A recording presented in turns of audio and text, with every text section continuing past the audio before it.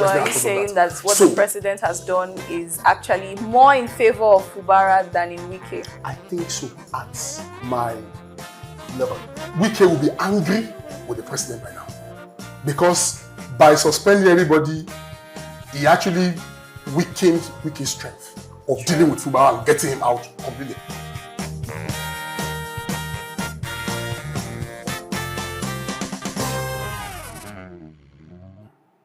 Hello and welcome to another episode of Conversations Over Coffee, coming to you from Gringo TV. We're still closely monitoring the unfolding situation in Rivers State, where recent events have significantly impacted governance. It's now day 3 since President Bola Ahmed Tinubu, in a move that shocked the entire nation, declared a state of emergency in Rivers State, hinged on the Section 305 of the Nigerian Constitution. He cited security concerns like vandalization of oil pipelines, and now the Rivers State governor has been suspended alongside his deputy Governor Ngozi Odu and all elected lawmakers for 6 months. And now we have retired Vice Admiral Wike Ibas appointed as the state's sole administrator. Now Tinubu has justified his decision as necessary to restore peace and governance, but legal authorities have seen it as an overreach of presidential power, questioning whether the situation in Rivers State has truly deteriorated to warranting this level of emergency rule that we see. And now with Wike Ibas officially sworn in, some have accused Tinubu of slowly turning his administration to a military junta. And news just in is that the House of Representatives have voted in support of the declaration of a state of emergency in the Rivers State. Reactions have now sparked on social media suggesting irregularities with the decision. Some even stated that the Speaker of House refused to allow a head count to determine whether the votes actually met the 2/3 majority quorum.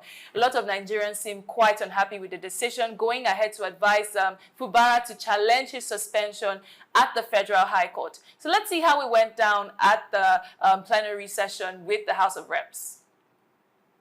By my brother Ali Jesse, that this House do support the proclamation in view that it could be reviewed shorter than the 6-month period when the two parties come to table, whether it's tomorrow or even earlier than that. I so second, Mr. Speaker. Thank you. Those in support of this request should say aye.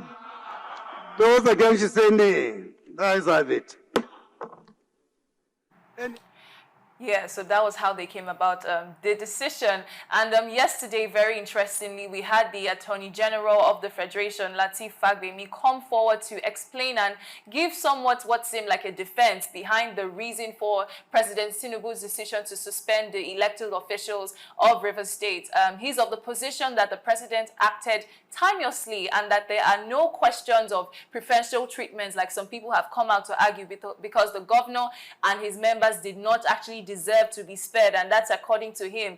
Although he did make a very interesting statement, though, that if the president didn't take the decision he did, Fubara's impeachment process would have continued and he would be taken out of office.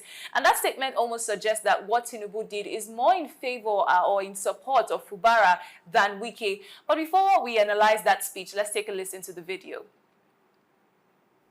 Where do you put the Minister of FCT in this case?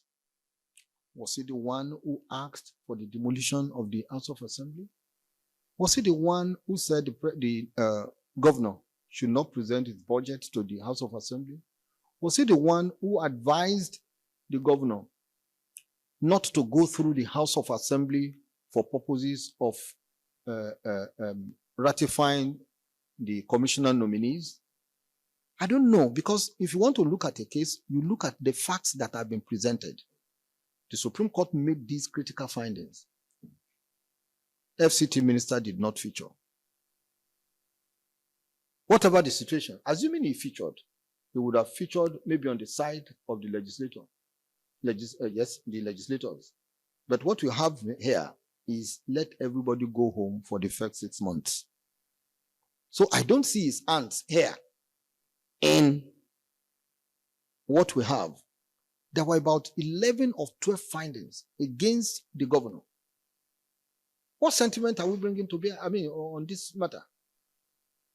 I don't think there is any sentiment. Don't forget, I think yesterday there was a notice of impeachment from the House of Assembly. If that impeachment had been allowed to take its full course, then the governor would have lost entirely and completely.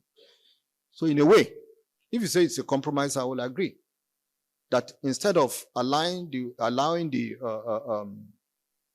impeachment process to continue, and which in the end would have seen both the governor and the deputy governor out of office and mean out for the entirety of the 4-year term, with the remainder of what we have. We have 1 year, I think about 9 months now.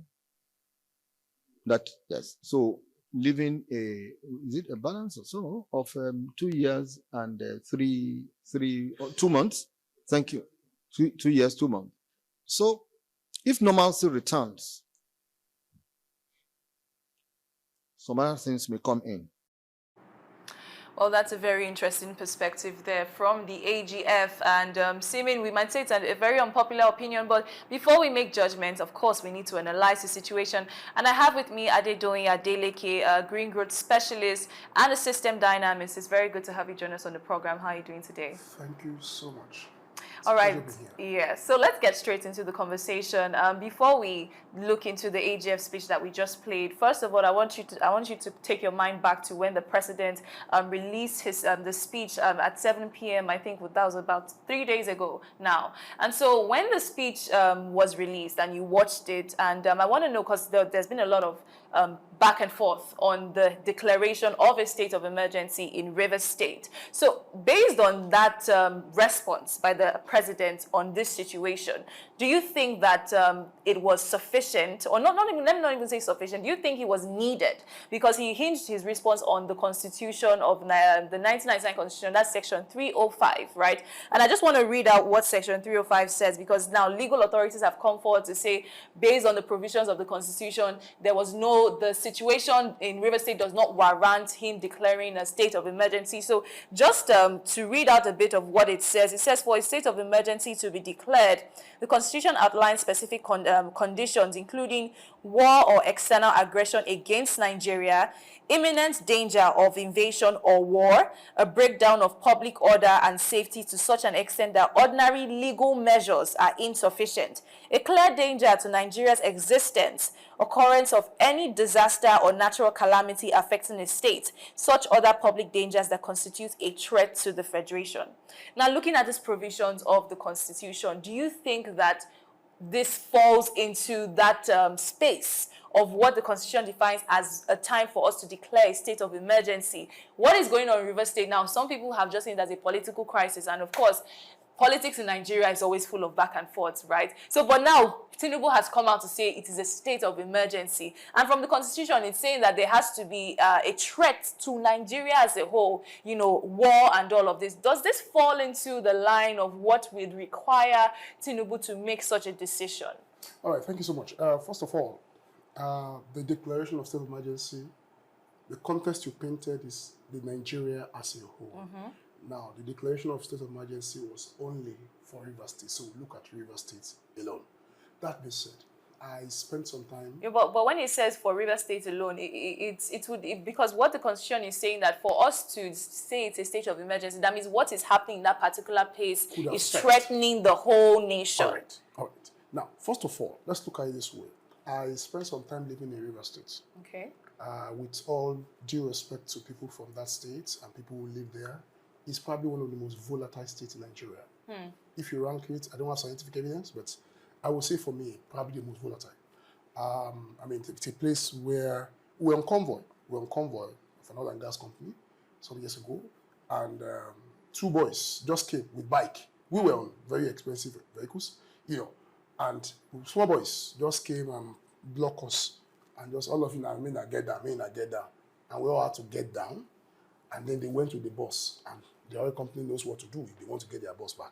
That's that kind of region, So, now, in the state where Fubara had a team on his own, he had the apparatus of the state government with him, fund and whatever you may call it, loyalty and all of that.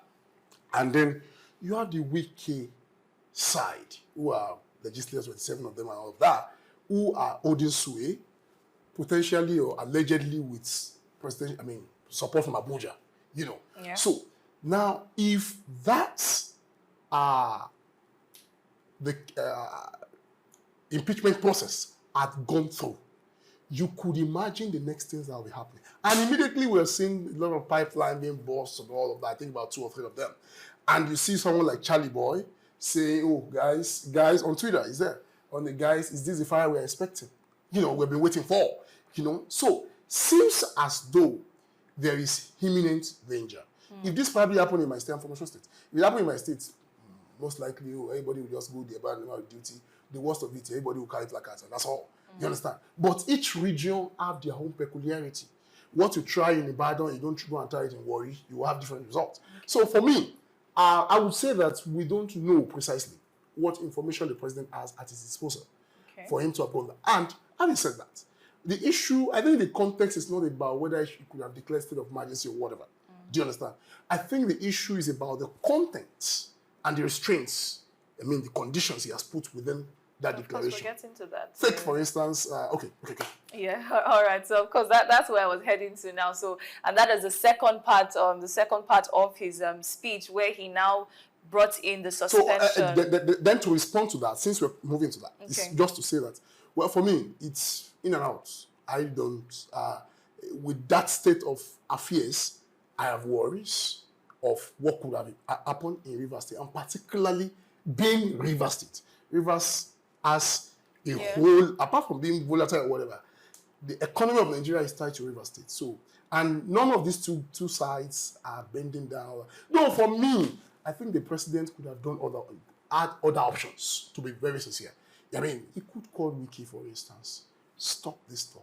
He could call the governor, stop. I mean, but again, you can't again fight him, because again, he said he has tried to mediate. We know of one in public space, but for what he said, I listened to him multiple times.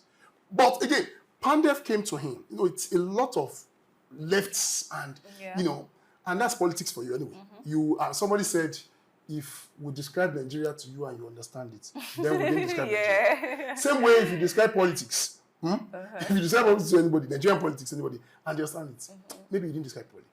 So Pandef came to try to mediate, to mediate and bring about peace. They have met with Fubara. Fubara said, if Pandef is inviting me to discussion table, I will. Obon Victor said that. He's former governor, so he can't tell the lies on TV. He said, Fubara said he's willing to come to a dialogue table with Wike if Pandef is inviting him. But he said Wike has not given them audience at all. And even though I was not there, I heard what Wike said. Wike completely disparaged Pandef. I mean, I think the president also have reasons to call Wike to order. His use of language is unnecessary engagement with the media. No other minister in this nation does press briefing every day. If you take him on two sides. Take him as a minister. No minister is doing that. Take him as a governor. No governor is doing all of those kind of things. So I think that probably presidency has also been allowing him, because at the end of the day, whatever he's doing is to the benefit of the president in 2027. But again, we'll get to it. It's a lot of confusion here and there. Yeah. We'll see. Yes, so of course we're going to get to the Wike aspect of it. I don't want us to move up the train that we have going. So, but now you've already started a bit on him suspending Fubara, and of course that is the most controversial part of it, because even though he said his decision to declare a state of emergency is hinged on Section 305, that particular section does not give him the right to remove a sitting governor that's elected by the people. And then when we now look at, there's a particular section, that's Section 188 of the 1999 Constitution, that actually talks about the removal of a governor. Now, what we have there is when there is alleging of gross misconduct, and then when there is a 2/3 majority of the House of Assembly that they say, okay, yes, this guy has not performed his functions properly, and he has to go. And then others is retirement, death and resignation and all that. There is no provision. There is no provision that says a governor, a president of the federation can remove an elected governor, an elected official. He was elected by the people. At least if we want to see it that way, we don't want to look at the godfatherism part of it, but the way we want to see it in plain view is that the people elected him, they put him there. He does not have the right to remove them. And then when you now even look at it, I think it was just last year, under the same Tinubu administration, actually sued 36 state governors for removing some of the elected local councils. Yes, they sued them to court, saying that it was illegal. And that's the same Tinubu administration, the same Tinubu that he's coming to do the same thing. He actually sued them, and the Supreme Court actually retained that yes, it was illegal, and they shouldn't have the right to do that. So, that seems rather hypocritical on the side of the president, because even when I think this happened during the Obasanjo time, he also criticized what Obasanjo did. No, there are two different contexts, please. Okay. There are many things I feel uncomfortable with what Tinubu did. But on this particular element of it you're talking about. Now, what the state governor did was to suspend local government chairman, not a chaotic state. Do you understand? It wasn't a chaotic system. When you talk about state of emergency, okay. Even look through the Constitution, I did my best to also look at that section this morning. And sincerely, you really cannot define, okay, state of emergency has this length and breadth, temperature, pressure. Look what I'm talking about. The real, I'm talking as an engineer. Okay. The real parameters of what constitutes a state of emergency, you don't know. Oh, security breach and this thing. To what extent? How many people must have died before we call it state of emergency? How many houses must have been burnt before we call it state of emergency? So basically, so are you saying what the president did is right? No, not exactly. No. Okay. Because again, I'm just saying that you cannot, the message of that, what I just said, right, you cannot compare what the governors did, what the president did. The president did this based on a chaotic system. What was happening in terms of up to a level of emergency, state of emergency or whatever. But when we look at the integrity of whether it should have sacked or suspended, rather, a sitting governor and other elected officers in the House of Assembly, I'm a bit concerned and a bit, like I said, I'm not a lawyer. The law is silent on whether he could sack a governor or not. The law never said he could not. The law never said he could. But if you say the law is silent, for instance, if there is a state of emergency in Nigeria, can the National Assembly say we're suspending the president of the federation because there is something going on? Can we do that? Of course, National Assembly can do that. National Assembly and the president, they can remove the president. So, or can the president even remove himself? No, excuse me, please. Forget about whether there is chaotic system. National Assembly can wake up today and book for one reason and remove the president right now. That's all. But because if you now say, oh, since the law is silent on it, so that means because now we have to define. I'm not saying that the law is silent on it, make it correct. No, and doesn't provide a loophole to do that. What I would say are two things. One, we leave the judiciary to interpret the law. All right. If any party sees that what the Tinubu has done is wrong, yes, let's take him to court, and we all learn from that process. All right. Okay. That's one. Number two is that where I see what he has done, particularly with the element of suspension he put there, he was supposed to wait for the legislature to come out. Exactly. Now, what he has done has literally imposed his own statement. Yeah. Particularly, the process is okay. He declares, gazette, and then they send it to the National Assembly. I read the Constitution this morning. That's the process. But swearing in, the man is already in Port Harcourt as I speak. Exactly. Already. Before that they was not supposed to. So it just even goes to show that the decision that they made was almost because it was already done. He was sworn in already. As you can see in the House of Assembly, House of Rep, it was just placed in the gallery. The guide we talked about, there was never a counting of whether 2/3 or whatever. Exactly. If we have very people, organizations that are really interested in this kind of issue, really can be able to fight this in the court because the Abbas, the Honorable Abbas that is speaker, never waited to even hear no. He said, if you hear say I have it. He did not finish that statement. Go and watch it. It's on record. So for me, I think that it's just a place to go. And that's, again, bring us to the issue about godfatherism. Let me tell you, how many times have you seen, or what percentage of bills executive bills or that comes from the presidency get rejected. How many ministers? Except when El-Rufai probably offended somebody, I don't know, and they rejected it. How many ministers, minister nominee, you see rejected? Now, the politics we run, all this independence of each arm of the government is a lie in practical. Do you understand? Sure. I mean, some of them have been in the House of Reps, some of them have been in the Senate for decades, only going on, thanks to the benevolence of Uncle Bola Ahmed Tinubu. Yeah. Are you getting what I'm saying? So how will they now be a president? And they are watching them from Aso Rock. You didn't sign. Of course, they know the next thing. He's not going back there. Yeah. And they want to go back there. So you see, a lot, this speaks to, honestly, our national conscience. And what I said about Fubara the last time, again, when you don't, when somebody is to support you, because this is the whole ball game. If all of them, if everybody in the House of Rep and in the Senate came in their own person, came on their own strength and capital, they will have independent mind. There is somebody I don't want to mention there in the Senate. Everything that concerns the president, everything, he doesn't wait. He doesn't wait. I mean, I still saw him on interview yesterday. He wears the Tinubu cap and all of those stuff. What is the independence in that? The guy is waiting to be governor in his states in some, maybe after 4 years. The guy there just came in. You know, so apparently he's there. He has tried to be governor for some time now and all that. But the new governor that is there now will be out in 4 years and he cannot run again. And the guy is trying to run for that. And all of them need the support of Bola Ahmed Tinubu. So you see, the thing is, if we run politics of value, you understand? If you run politics of value, where even if somebody is supporting you, you know that you'll be independent when you get there, then someone like me could be happy with it. But where I have to go and hold a brief for you, and I know your brief will not align with my interest, then of course, I'd not go there. So it all boils down to the nature of the state of politics in Nigeria.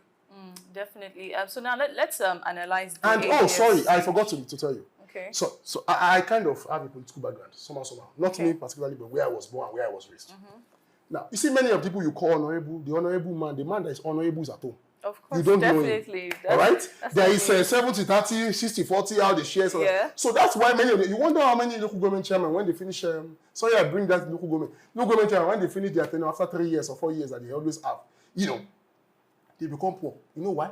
You were the one calculating is getting 1 million, 2 million, 3 million every month. My dear, maybe 30%, 40% is easy because somebody sponsored him there. So how do you expect somebody that, if somebody can be parting salary at that level, how about the interest of what he does? If he could be parting with what could come to him, how about the one that should come to the people? Do you understand? So that's the sort of politics in Nigeria, unfortunately. Yeah, and I like that you've come to that part, because now when we analyze the president's speech, we notice that he didn't really make much mention of Wike. And now a lot of people have brought the question that, is it really fair, the decision that the president took? Because now Fubara's power has been withdrawn from him. Wike was left untouched. And we cannot deny that Wike is almost, should I say, the mastermind behind this crisis.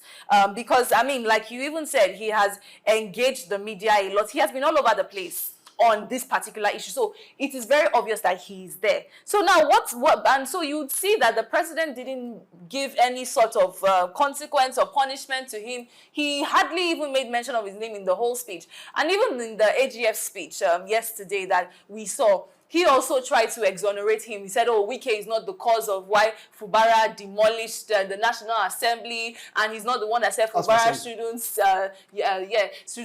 put in the budget for 2020, and all those things. He said Wike is not part of it. Wike is not the reason why. And so the president is not giving any preferential treatment that he deserves it. So I want you to analyze that now. Do you think that this is a fair case, that Wike is going untouched? They completely removed him from the scenario, and he's the one, it's just being faced on Fubara and the lawmakers and his deputy. I want to hear your thoughts on that. Honestly, if we remove social integrity, if I'm to take away my personality out of this and just look at social issue and politics in general, if you find the next trophy, go and give it to Wike. Yeah. You know why? He's smart at what he does. Whatever category you put IBB in this country is where Wike belongs. Some people call him evil genius. I don't know. But now, the point is this. The president stood on the law to declare what he declared. Now, when he was suspended, let's leave the legality or illegality aside now. Okay. When he was suspended, if he had suspended what's his name? Fubara, his deputy alone, then we will say that he's partial. He suspended Fubara, he lost his own interest. Wike, with all the might he has in River State, his instruments. The Bible says, permit me to say this in Yoruba. You understand? Now, we can never use his hand. That is, it's the voice, you are hearing the voice of Jacob, but it's the hand of Esau. So we can never put his hand to do anything. He signed nothing. His name is not on any of the court cases. You understand? Of course, he was the first behind a major pillar of it. But if you say his name is not, so are you trying to say he's not a party to what's going on, to the crisis? Socially, it's a party. Legally, it's not a party. The government have to act on legality. But when the president said he called the parties involved, Wike was there. At the social level. What he did, and that's why they said he didn't have constitutional right for what he did. That was a social engagement. Because he tried to engage with them. That's why. So are we now going to say, oh, because it's on? I'm not sure I really understand the context very well. What you mean on the social level? Maybe you have to break that down. It's social level. Okay, yourself and a colleague in your station are having problem, and somebody comes in and say, oh, let's settle this thing amicably. Maybe your boss, let's settle this thing amicably. That's social level. I would say it's beyond that, though. Okay, excuse me, but nothing was binding. There was no instruction anywhere. The instruction was for the instruction, and then you said because Wike's name was not on any agreement, Tinubu gave the instruction to Fubara to go back to the agreements that he had with Wike. That was what Tinubu told Fubara. No. They had the agreement stated. I think there were 8 of them. Each of the parties had things to do, and of all the things, Wike had nothing to do. Only the House of Assembly and Fubara had things to do, and none of the things were binding. That's why they could all flout it and leave it. I get what I'm saying? So, Wike is a party. I'm not denying that. Wike is a force. Wike is the whole subject matter of this whole state of emergency. It's about Wike. The whole trouble is about Wike. It's all about a man wanting to put the state in his pocket as his personal estate. But he was so smart in it. And that, yes, he was so smart. You see, there's a way you can be an angel and the devil can still win you, honestly, if you know how to play his games. So, Wike is outside the state. He has no legal position in the state. He's not an office holder in the state. So what would you say his crime is? But the only thing that I see that the president should have done, not in the broadcast, earlier, he could have called Wike to order. I think there is over the office of federal minister, whatever, minister of capital territory or whatever, is over bloated. What is the unnecessary, almost every time engagement of the media? Exactly. That's why I'm saying we can't take him out of this because he has brought himself in intentionally. We can't take him out on a social level. Our reason. But even with law, there's something we call morality in law. The law does not reason with our brain. The law works with what is on paper. Do you understand? What is official? What is official as we speak is not that Wike is fighting Fubara. What is official is that House of Assembly and what's it called? And there's Fubara are having issues. No Wike, but who is driving them? Wike is just honestly being very smart. What is so funny is how that guy has not lost out all the battles he has fought. He's almost won everything from the days of former Governor Rotimi Amechi and all of that. I mean, Sir Peter Odili is almost being worshipped in politics of River State. Look at how he carpeted him. And nothing has happened. I mean, see, at least Wike is not somebody I aspire to become in life. But, I mean, of course. But I think he's quite smart in his crafts. So Fubara exposed himself. And I say this, by the way, in my view, I'm still a bit undecided on some things. But initially, I feel that Fubara is a beneficiary of the president's kindness. I hear a stakeholder in River State talking now on the TV, oh, we don't know what has happened to Fubara. Fubara's life is at risk and all of those stuff. But the issue is this. Let's assume the president has kept aloof. let me tell you possibilities without declaring state of emergency. That's why I told him he has a lot of options. Why we just wait, the proceeding will go through, and let us Yeah, start burning all the pipeline. Because we heard that in the AGF speech, you know, he made mention of the fact that if the president didn't declare that he should be suspended because there was impeachment going on already, so he would have lost. So I wanted to ask you that, do you think what Tinubu did is in favor? Let's look at it. So, as of now, let's assume there was no state of emergency. Let's even assume the guys are already burning pipeline, all of that. In one day, the House of Assembly can just declare, go and ask Ladoja in your state. They could declare everything. Whatever war that we set up. People will die, anything will happen. They have impeached him. Mainly, they will have impeached the governor and his deputy, and speaker and his deputy will become governor and deputy governor. Wike will gain automatic his kingship and his monarchy. Some of us call him Emperor Wike. No, he will gain all of that immediately. And then the turmoil that will happen, the president will just say that, oh, the House of Assembly have the right to remove him. We'll just send the military there to go and restore peace and order. After 1 week or 2 weeks of everybody scattering everywhere, everything will be restored. My dear, Fubara would have lost out completely. So are you saying that what the president has done is actually more in favor of Fubara than in Wike? I think so, at my level. But something surprised me, which I think all of us in Nigeria need to watch.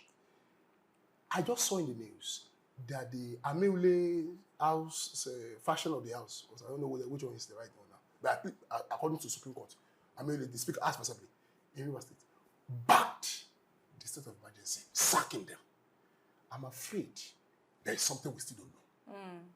Because if it was, I was expecting that Wike will be angry with the president by now.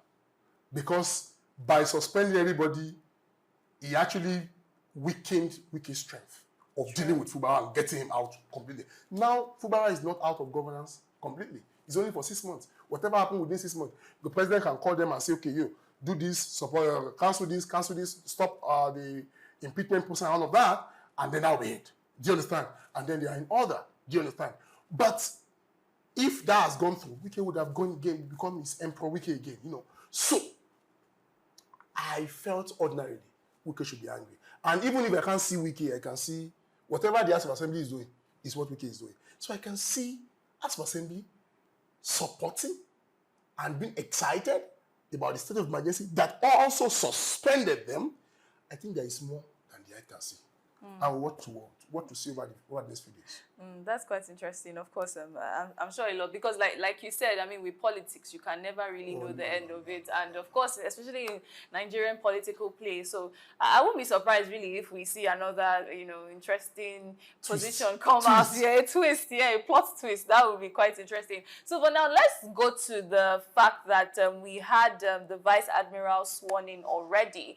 And because, like I said, Tinubu was accused of, with that act, swearing him in even before the Assembly, the House of Reps, had already, passed that vote to say, okay, yes, we accept this. Now, he had sworn him in, and now they accused him of turning the administration to a military junta. Because now, the Vice Admiral Ibas Edet, sorry, I'm not sure I remember the pronunciation, but so he came in to say that he was sworn in, he took an oath by the Constitution. So, but the question now is which Constitution? Because we did not appoint him. What he did was not necessarily under the Constitution. So it wasn't the Constitution that appointed him. He was not in, obedience to what the Constitution says in that matter that he came into that he came into power, rather. So now the question is, looking at that particular situation, and now that Tinubu has sworn him in, this takes us back to the way Tinubu is running the administration. It's seeming like he's putting in military, forms of rule in a democratic system by imposing that this is who will serve you. They didn't choose. And now he's saying he took an oath of, under the Constitution that did not elect him or that did not appoint him. So I want to hear your thoughts on that particular issue. I don't think the citizens will not be too far, and they will not have said too much if they say that Tinubu is running almost a military approach. That's the truth. Because at least that component of suspension, even if he says he's clear about everything, he cannot tell us that he's very clear. There is no way in the Constitution that permits him to suspend Do you understand? So at least giving another side of another arm of government to be able to review that position before he actually implements would have been noble. But I think what he did was ignoble. That's a truth. Now, but let's talk about, so I agree, kind of, that's bit of military and one man show. But the question is this: since this dispensation of democracy that I have been a bit, I mean, I've been watching quite closely, which president has not been military in approach? Maybe it's only two, maybe, and they were all shortly. That's Umar Musa Yar'Adua and Jonathan. The rest, even though Buhari doesn't seem to be always talking, he's always quiet, but almost everybody in government, House of Reps, Senate, are subservient to him. They are all benevolent. You see, when politics is run as a politics of benevolence, it's a one-man show. Look at Lagos State government, for instance. Since 1999 to date, one man held everything. No, you see, the thing is this. We need to reform our political system. Yeah. I would have, if I was speaking to politicians on how they can grow their career, I would have told them, please go and study Tinubu. But if I'm speaking to citizens, I'll tell citizens, because all of this is having an untold impact on citizenry. Our voices are not heard. The people elected or the people who are representing our people is a liar. They are representing the interest of that man that sponsored them. Yeah. There's an industrialist in this country. Yeah. We all know he has never been in any political party, but we are aware he sponsored a lot of people in the Senate. Allegedly, but they always say Nigeria. Do you understand? How you will now sit in that Senate, how you will sit in that house, and they will pass a bill against his that will affect his industry. We want to see. So, when politics is run as a politics of benevolence, excuse me, why is, and this boils down to the issue of monetizing our political system. Yes. Why do we have people, the kind of monies that we hear that goes to our Senate and all of that, and the House of Assembly, the kind of vehicles they buy, etc. Why are we running it this way? Whereas there are thousands and possibly millions of retirees who are very active, who are successful on their own. They don't need your car, they don't need your anything. They can be willing to just go into the assembly and do part-time service, not even pay for sitting allowance. There are successful people like this. When we do that, it will reduce the money influence of our politics. And if politics become cheap for people like us to run, you to run, I to run, we have more thinking people. Rather than, before I want to run, I have a good brain. Maybe let's assume I have a good brain. Because everybody just claim to be what they are not in the public space. Let's assume you have a young man that has a good brain of what he wants to do there. But because he needs money to run campaign, because he needs to send some money to money bags, do you understand? He has to go and look for a father. And then later call him Godfather when he invests his money. And by collecting that money, he has traded his interest and value for the interest of that man. So when he gets there, he has to. So it's it's a whole system change of our political architecture and space that we really need. Very true. So now, before we wrap up, because now we had with the decision of the House of Reps, they said that, the clause that they've put to the decision was that while they do support the suspension and the state of emergency, that it will be subject to being, it won't no longer be in standing of 6 months. That if there's progress, then they can end it, they can stop it. So I just want to hear your thoughts. Now, what do you think needs to be in place for us to say, okay, there's progress and this needs to go back on it? So what specific things do we need to see? What do you think they need to look out for? Or what can they put in place to ensure that, okay, at least we're able to end this as quick as possible? My dear, those guys there don't have your interest. Forget about whatever you can see. They know what they saw. Only Tinubu know what he saw that made him declare state of emergency. You didn't see it, I didn't see it. And then he declared. As of rep, we also wake up one day and say we have seen whatever we have seen. Whether it is money that exchanged hand or it is a compromise that was reached, they will not call you to the meeting, they will not call me to the meeting. So, but what I will say in general what House of Reps said. I didn't listen to that part, but if they had said that, they didn't say anything, they didn't add anything, just what the Constitution says. It's initially for 6 months, they can increase it by 6 months later on, and then, but in between this first 6 months or something, if they see that there is progress, they can always, social has improved, they can always, so it's not a clause they added, it's just what's in the Constitution. But, I don't agree with that voting that they did there. That's fraud. It's fraud. What is the true thought? Can we, is there a way we can get these guys to really be accountable to the people? How can Abbas sit down there? I'm sorry, that's the truth. How can Abbas sit down there?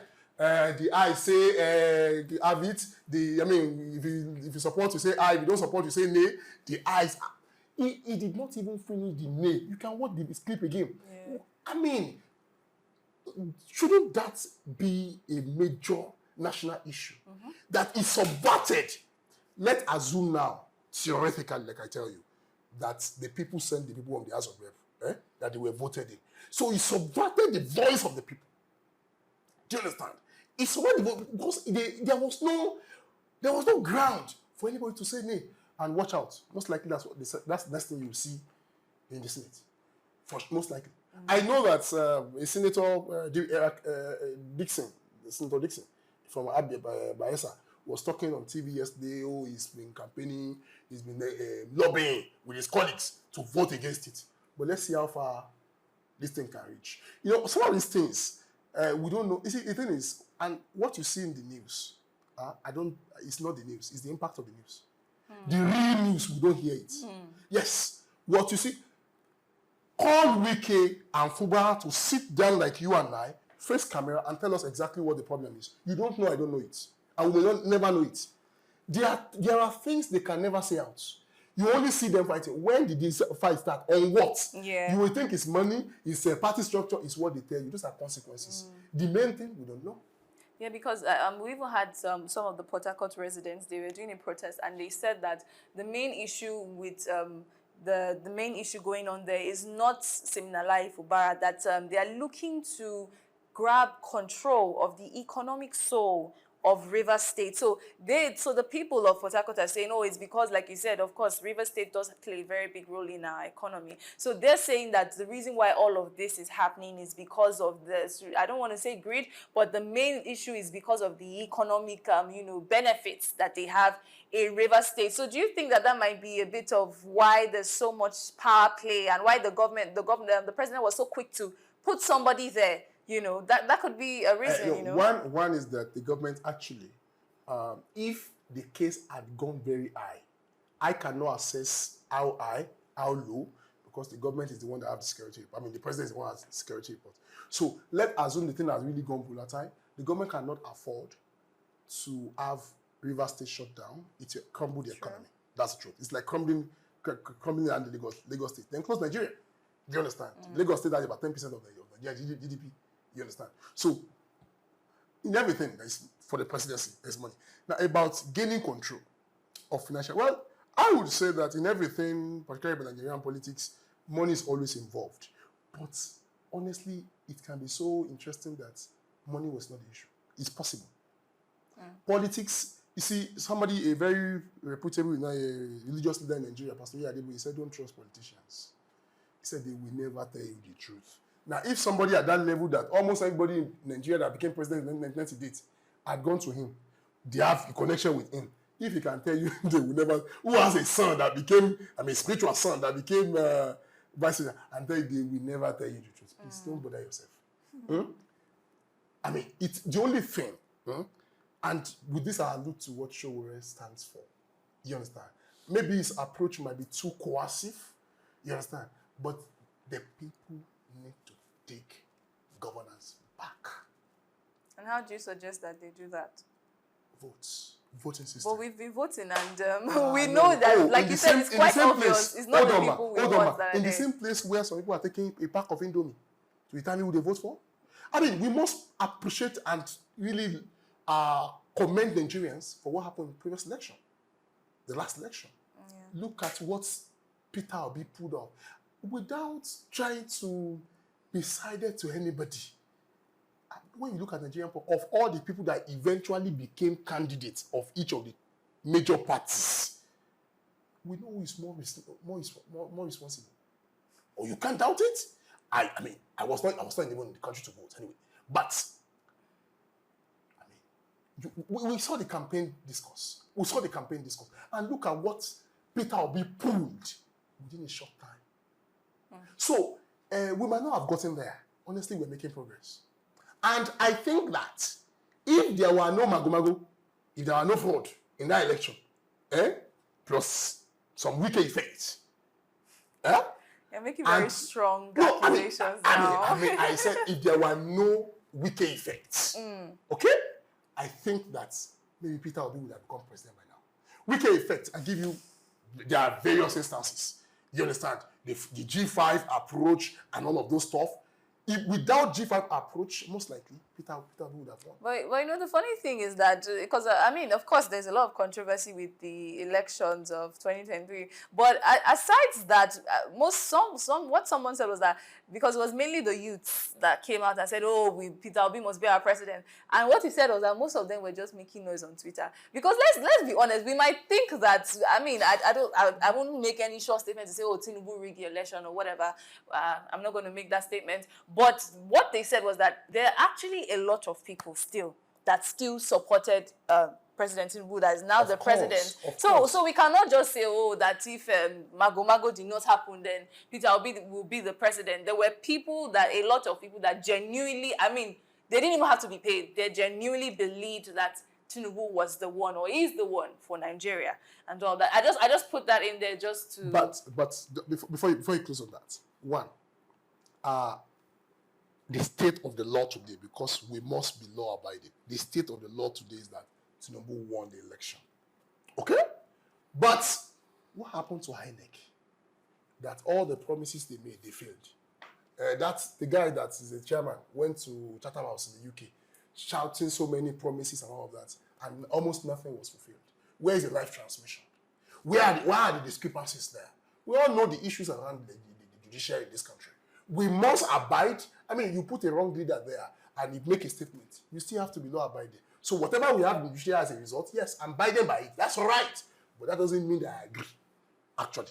Are you understanding me? So if there were no, I mean, what are you talking about? How, since 1999, whoever won Lagos State against Tinubu? Peter Obi pulled that off.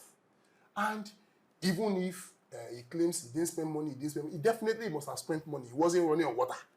But notwithstanding, I think it's a lesser, even if it's evil at all, it's a lesser evil. Let me stop there. Interesting. Okay, so just to close up the conversation, just give me your final thoughts back to the issue in Rivers State. Just give me your final thoughts on this issue with Wike and Fubara. Now, looking at where the situation is now and everything that's going on, do you think that Fubara deserves what is happening to him right now? So we'll just close on that. Just as your general assessment of everything that's happening, do you think he deserves it? Do you think that it's his fault?